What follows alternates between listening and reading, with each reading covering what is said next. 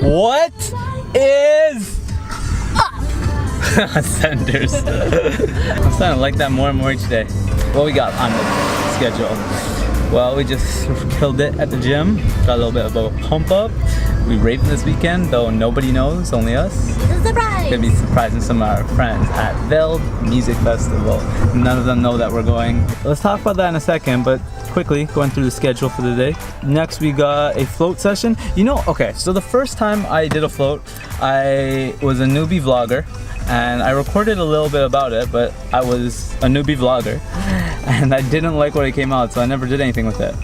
Then the second time I went to a float, I vlogged it again, and that time I actually kind of liked it. That time it was decent, but I was a lazy vlogger and I never edited it and made it something to put out. This time, I'm just trying to think if I actually wanted to do this today. You know what, I might talk about it, I might not, because we have so much on the schedule. I don't know if I'll get around to talking about my experience with it. But I need to talk about this. I really need to talk about this because this is something that I'm a big advocate of, float sessions. And I have a lot to say about the topic. So if not now, soon. If you aren't familiar with sensory deprivation chambers or float tanks, I'm going to talk to this a little bit in the future because it's something I think a lot of you, if not all of you, can benefit from. Alright, I decided I won't be a lazy vlogger. Thought I'd give you guys a little bit of my take on this right here, right now.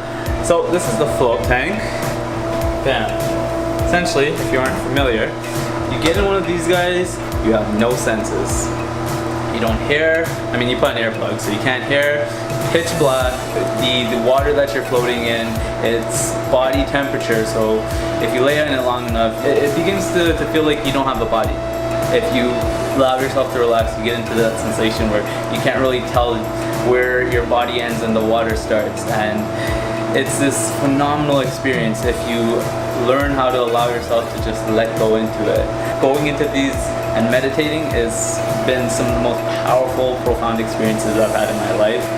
And I'm going to talk about that a little bit more. I want to jump in, so I'm not going to say too much more on the topic right now. I promise I will talk a lot more about how I approach this, what I get out of it, my experiences with it, because like I said, I think it's something that can be so powerful if you go into it with the right sort of mindset. Be right back, I'm about to float.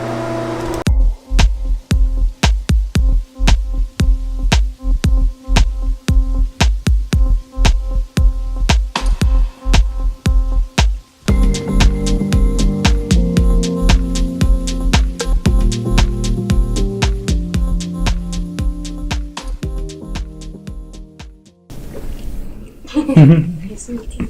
Hi, Fifi. Hi. How's your float? It was nice. It was, you know how when you come out of a float, you're very zen still and you're not ready to talk yet? You know what I mean? So what happened was, as soon as I came out, a bunch of guys walked through the hall and I was just like, and I was so like, thrown off. But it's nice. Yeah. I'm going to take some time to talk about this a little bit. I think I want to talk about it a bit right now while it's fresh. I know I said I'd do it maybe in the future, but I'm not going to be a lazy vlogger. So, float tanks. Like I had mentioned when I got into the room, when you go into a float tank, you are deprived of your senses. Another name for the tank is sensory deprivation chambers. So you lay down in this body of water that is filled with a ton of Epsom salt. It's like a shit ton. I remember hearing about how much they put in it and seeing the amount. They had in one of the places I went, they showed how much salt they put into one tank. It's a ridiculous amount. And the purpose of the Epsom salt is so that you float in the water. So you're not just sinking in the water, you float in it.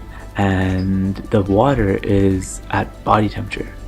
So the sensation that it provides is it makes it feel as though you are weightless and bodiless if you allow your muscles to relax and if you just let go of that feeling of being in your body. It can move you into this place where you feel as though you aren't a body, you don't have a body. That in itself can be a really powerful experience because that gets tied into helping you let go of identification with your body, your mind, with who you typically believe yourself to be. Alright, I think I'm jumping a little ahead right now, but let me go back and explain a little bit more about the tank. So you're laying in water with Epsom salts. You're not seeing anything. It's pitch black in there. You don't hear anything because you have earplugs on. And because you're in this place where there's no senses coming in, no stimulus coming in, it opens up way for you to be with your thoughts, with your state of consciousness in a way that is very difficult to achieve when you're just meditating in daily life. Because when you're meditating, of course, there's senses coming in. And I mean, in the simplest sense, the relaxation that you get out of this, the stress relief that you get out of this, even for someone that doesn't meditate, will go into this and feel so much more relaxed and stress relieved after a session. So I think just about anybody can get that out of it. Now, what I want to talk to a little bit more deeply is the sort of experience that I've had, and I believe many can have, and I know it goes a lot deeper. I've heard of people even having more powerful experiences than the one that I would describe. The sort of experience that I'm describing, that I think is possible in a float tank and that I've had, is really tied into this idea of disidentifying with your ego, feeling as though you're not your body, you're not your mind.